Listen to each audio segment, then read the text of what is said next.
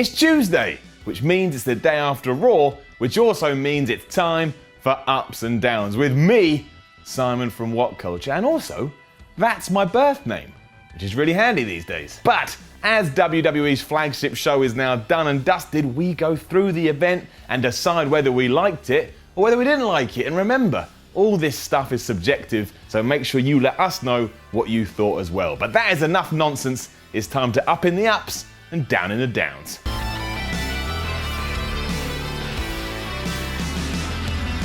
I was a big fan of how WWE handled the New Day breaking the tag team title record on Raw. Had twists, had turns, had a resolution, made me happy, so get to happy up. It seemed all cut and dry after the New Day beat Sheamus and Cesaro and Gallows and Anderson in a triple threat title match.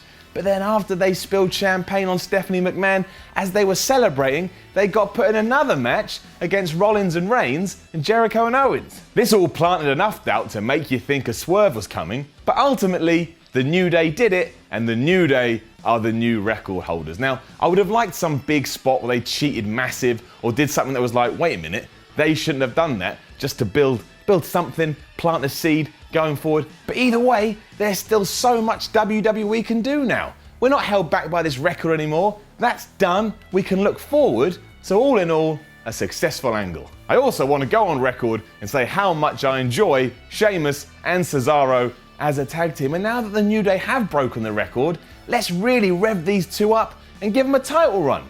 I think as good as they are now, the future is even brighter for them. The way they got together may have been a bit dumb, but who cares when now they're really good? So there's an up. Right, so this isn't the most major down of all time, but Alicia Fox versus Bayley. Not the most inspiring feud of all time, is it? So it gets a down. For starters, Bayley has now whooped her ass for 2 weeks on Raw, so there's literally no point for this feud to continue, even though all the hints are that the feud is going to continue. And then on top of that, the whole thing is about teddy bears and Alicia Fox's love for Cedric Alexander. Now, there's every chance somebody out there really enjoys this storyline, and you know what? Good for you. I do not, though. In fact, I don't even care, and I would really like to see Bayley being used better than this. It's a down. I continue to enjoy the Enzo Cass versus Rusev feud, so it gets an up. There are still huge holes in the plot, namely that Enzo tried to get with another man's wife and then got beaten up for it, and now his best mate is trying to defend the fact he wanted to get with another man's wife. So why I'm supposed to hate Rusev here, I have absolutely no idea. Frankly, I don't care though. I enjoyed the brawl between Cass and Rusev on Raw, and can you believe it, I'm excited to see their match at Roadblock end of the line this Sunday. My only worry is that Cass actually wins. I understand that he should, because you've got to defend Enzo and he's fighting for his honor and all of that, but I just don't want to see Rusev lose. He's finally got some of his momentum back, and I'd rather WWE built on that and kept building on it until Rusev was the biggest thing in the company. But either way, it was good. How good was Emelina's debut on Raw?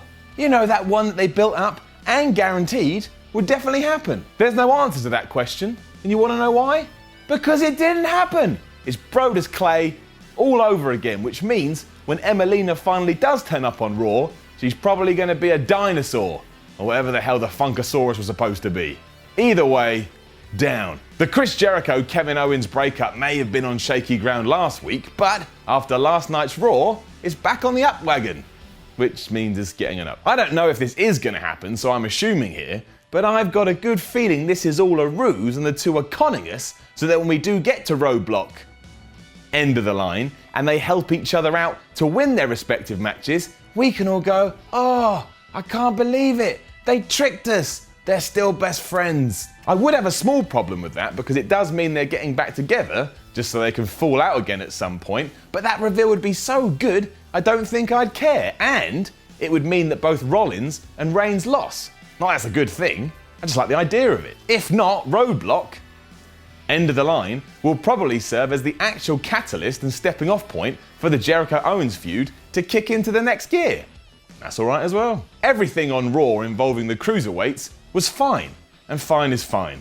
But I think it's only fair to say at this stage, whatever the cruiserweights are doing is not cruiserweighting, and therefore is a down. I like most people in the division, but the majority of matches have now become slow-paced, traditional, WWE bouts. And if you're going to do that, you don't need the cruiserweight division. The whole point of a cruiserweight division is that it should feel different, and right now, it does not feel different. They're meant to be flying around and doing all the crazy moves, because if they're not, we literally do not need it, especially when in some cases, there are other matches on the card doing more flippy shit and more flippy moves than they are. And that's not how it should be, so change it up right now, let them dive all over the place, and when they come out, make all the audience and the fans watching at home go, now we're in for something different. With that said, Jack Gallagher coming out to tell Daivari that he was going to interfere in his match was excellent. The WWE have made me fall in love with this guy in only 2 weeks, and for that,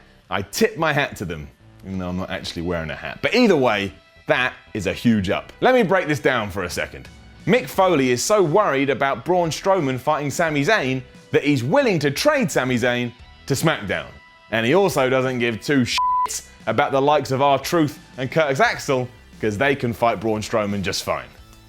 Right. Next, Mick Foley is actually trying to hype up Sami Zayn, so he pretends that he has traded him to SmackDown in exchange for Eva Marie.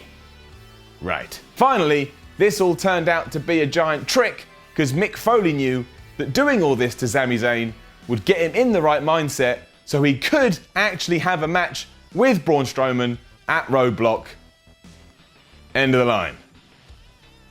Right. Absolute nonsense. Down. The promo package video for Sasha Banks versus Charlotte in the Iron Man match was top stuff. Got me to care, got me excited, got me hyped, getting an up. It also had the announcers claiming that there is no rematch clause this time around. So come the pay-per-view, this should actually be the end of the feud. Unfortunately, we were also told that we'd never see Sami Zayn versus Kevin Owens again, and we all know what happened with that. So let's take this with a pinch of salt, but either way, it was very well done. Last quick down to end this week's show.